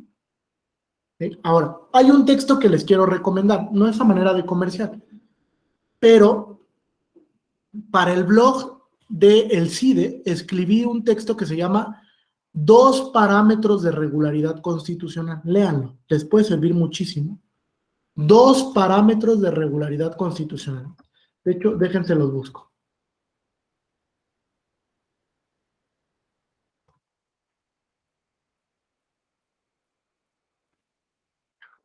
Los copié aquí en el chat, ¿va? Para que lo puedan consultar. Ahora, me preguntará Alberto, bueno, ¿y el parámetro cómo se relaciona con la interpretación? O sea, ¿por qué tengo que elegir una norma parámetro para el ejercicio interpretativo?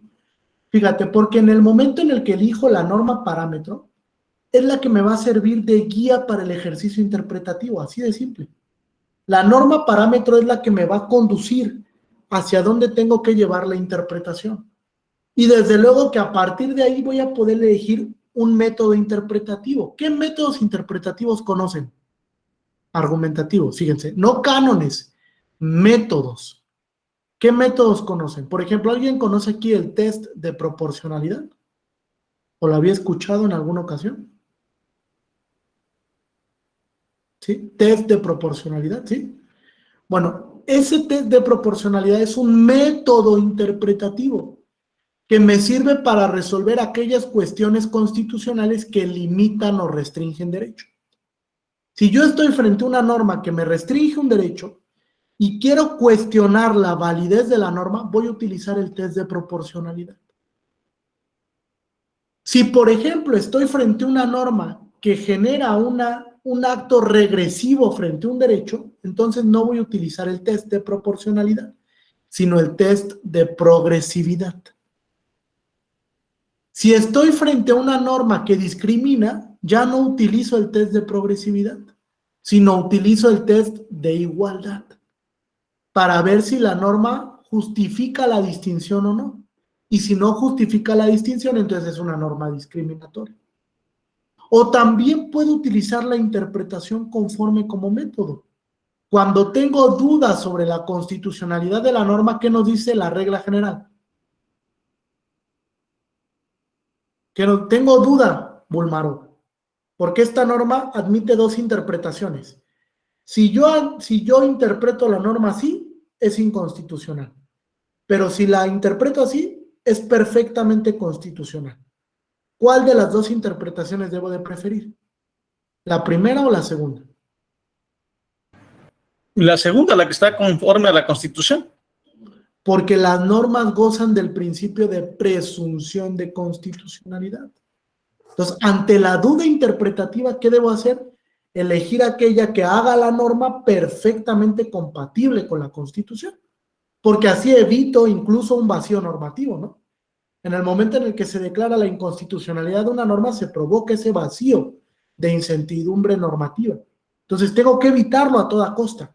Y en caso de que no lo pueda evitar, entonces sí, acudo a la inconstitucionalidad para generar una declaratoria interpartes en control difuso o una invalidatoria en control concentrado, en control abstracto. ¿Sí? Ahora, una vez que ya elegí la metodología que voy a aplicar, sigue el siguiente paso, que es el paso más difícil, ¿eh? Argumentar constitucionalmente. Ya elegí la norma del parámetro. Ya elegí la metodología que voy a utilizar, desde proporcionalidad, de progresividad, de igualdad, interpretación conforme. Ya elegí la metodología. Ahora tengo que argumentar, ¿están de acuerdo? Para que a partir de la argumentación yo pueda sostener válidamente la determinación. Porque si no argumento, pues desde luego que la sentencia carece de motivación, que es una obligación que ha implementado la Suprema Corte de Justicia de la Nación. La Suprema Corte y la Corte Interamericana han dicho, todas las autoridades deben de cumplir con un deber de motivar su resolución. Deber de motivación. Si no argumentan debidamente, violan el deber de motivación, porque puede haber incongruencias internas o incongruencias externas frente a la sentencia. ¿Vale? Entonces, como violo el deber de motivar, ante la ausencia, la falta o la indebida argumentación, esa resolución no va a alcanzar un tamiz de legalidad o de legitimidad. Es decir, carece de legitimidad la sentencia, porque no está construida argumentativamente de manera correcta. Ahí es cuando se forma un binomio entre la interpretación y la argumentación. Van de la mano. Para poder interpretar tengo que saber argumentar. Para saber argumentar tengo que saber interpretar. Son dos binomios que en la actualidad se ocupan sí o sí por los tribunales. ¿Alguien aquí se dedica a la actividad jurisdiccional? ¿Nadie? ¿Todos son abogados, abogadas postulantes? ¿No? De la función pública supongo hay algunos, ¿no? Del INE, OPLES, etcétera. Entonces, fíjense, esto cobra mayor valía porque el deber de motivar no es exclusivo de la autoridad jurisdiccional. Lo ha dicho la Corte Interamericana. Desde el caso,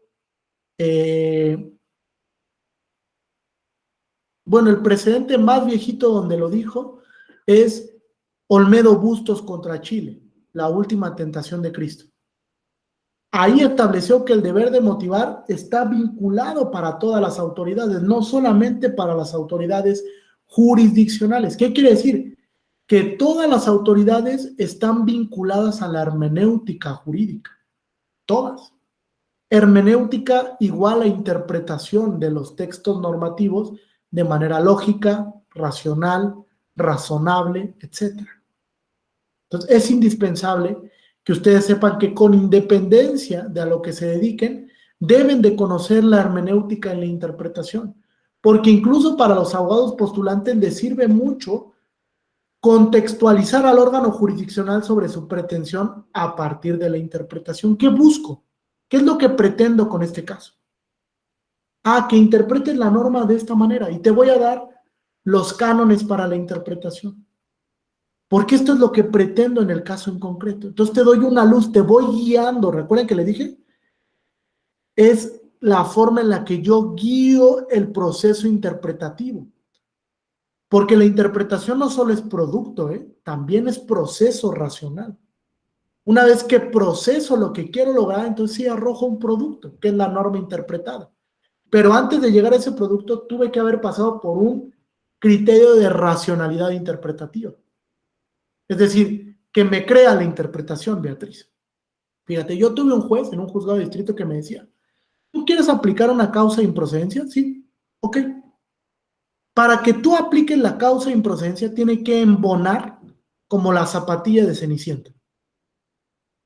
Es decir, que realmente la circunstancia del caso te dé para decir, no tengo dudas sobre si se actualiza esta causa de improcedencia. Sí se actualiza la causa de improcedencia.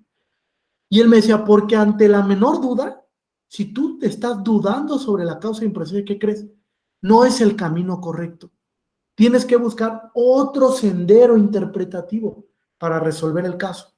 No es esa causa, puede que sea otra, o puede que no sea ninguna, sino que tengas que entrar al fondo del asunto para resolver la pretensión. Entonces, la lección era, cuando tú dudas sobre el ejercicio hermenéutico, quiere decir que no lo estás haciendo de manera correcta. Puedes elegirte, puedes conducirte a otro escenario interpretativo diverso que te logre mayor satisfacción en el planteamiento como abogado postulante o en la resolución como órgano jurisdiccional. Pero la propia hermenéutica te va guiando, porque la hermenéutica es antiformalista. Esa es la lección número 1 de la clase del día de hoy. La hermenéutica y la interpretación constitucional son antiformalistas. Es decir, no puedo sostener la interpretación y la hermenéutica bajo una visión formalista del derecho. Porque Beatriz no me puede decir, es que hay una sola manera de interpretar esta norma. No es cierto. Puede que haya muchas formas en las que interpretes la norma, solo que tienes que buscar la más lógica de todas esas interpretaciones posibles. Eso es gran parte de la actividad jurisdiccional de nuestros días. Utilizar aquella interpretación que sea más lógica para el caso en concreto. Porque si no caes en la irracionalidad judicial. ¿Sí? Adelante, Bulmar. Profesor, ahora que lo dice de que hay muchas formas de interpretar la norma, hay algunas sentencias del tribunal, ya hace rato usted comentaba algunas sentencias históricas, podríamos llamarle, pero hay otras también que han sido duramente cuestionadas por la academia y por un sector pues, de la sociedad civil también. Ahora me acuerdo mucho de esta sentencia del Bronco, ¿no? Que entiendo ahora que al tener esas 6 opciones de interpretaciones, el tribunal agarró, pues eligió una a lo mejor con la cual nosotros o algún sector de la academia no coincide, ¿no? Porque ahora es difícil encontrar el argumento para convencer a este sector, ¿no? Gracias, profesor. No, pero fíjate, puede ser que de ese, como la actividad es discrecional, es decir, el juez, el único límite que tiene para la interpretación es que sea válida, ¿no? Que sea racional. O sea, que realmente yo pueda visualizar que el órgano jurisdiccional utilizó un criterio de razonabilidad judicial para llegar a ese ejercicio interpretativo.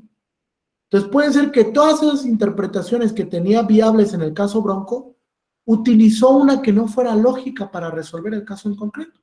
De hecho, lo voy a decir así, ese caso tiene muchas incongruencias internas. Mucho, es una sentencia muy cuestionada, con la que yo internamente, siendo miembro del tribunal, no comparto la opinión jurídica que se virtió en esa sentencia. Me parece que es poco lógica la opinión jurídica, porque había muchos espacios, muchos vestigios de arbitrariedad en la sentencia. Muchos momentos en los que la propia Sala Superior se contradijo de un párrafo a otro. Entonces no podía soportar esa interpretación. Quiere decir, como yo lo dije, que el ejercicio hermenéutico en ese caso no es válido. Porque si la sentencia tiene incongruencias internas, quiere decir que a la aproximación interpretativa que yo llegué no era la correcta o la más adecuada. Había otros espacios interpretativos con los que yo pudiese dialogar. Y fíjense, a veces esos espacios interpretativos son las minorías, que en algún momento se convierten en las mayorías, ¿eh? Y ya lo vimos en el reciente criterio de la Sala Superior sobre si se pueden judicializar o no los actos parlamentarios. Con un criterio del caso que ustedes conocen muy bien a lo mejor, que es el caso Monreal contra este personaje que ahora es secretario de gobierno en la Ciudad de México. Se me fue su apellido, ha de ser muy codo. Martí Batres. Martí Batres. El caso Monreal-Martí Batres. ¿Qué es lo que pasó ahí? Monreal bloqueó a Martí Batres para que no llegara a la presidencia del Senado de la República. Literalmente lo bloqueó con los senadores de Morena. Martí Batres primero fue al Consejo de Honor y Justicia. El Consejo de Honor y Justicia sanciona a Ricardo Monreal con una multa y pedirle disculpas a Martí Batres. Y Ricardo Monreal viene a la Sala Superior, primero a través de un JDC y después a través de un recurso de reconsideración. Y la Sala Superior lo que dice es, pues ahí no me puedo meter. Los actos parlamentarios no son susceptibles de control judicial. Es una sentencia, fíjense, de 2020, ¿vale? Donde incluso había una minoría que dijo, no, oye, en estos casos sí puede haber control judicial, porque el principio de inviolabilidad parlamentaria no es absoluto. Es un principio que se puede modular como cualquier otro principio constitucional. Sin embargo, en ese momento la Sala Superior no lo advirtió así. Tuvieron que pasar 2 años para que se cambiara el criterio. Y ahora las minorías son mayorías. Ahora esos que pensaban que el criterio interpretativo sí se podía cambiar hermenéuticamente, pues ganaron y tuvieron la razón en este 2022.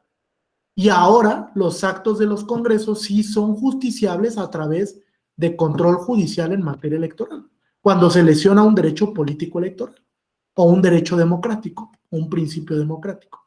Entonces, eso es lo rico de la hermenéutica, que son opiniones jurídicas que van a ir evolucionando y que en algún momento las mayorías pueden que se conviertan en minorías bajo otro criterio diferente, en el que yo piense la hermenéutica diferente y utilice el pensamiento crítico de manera diferente o de forma diversa. Entonces, eso es lo relevante de la hermenéutica, que no hay una sola manera de mirar el derecho. Va a haber muchas posibilidades interpretativas. ¿Cuál debo de utilizar? Pues aquella que analíticamente sea más correcta.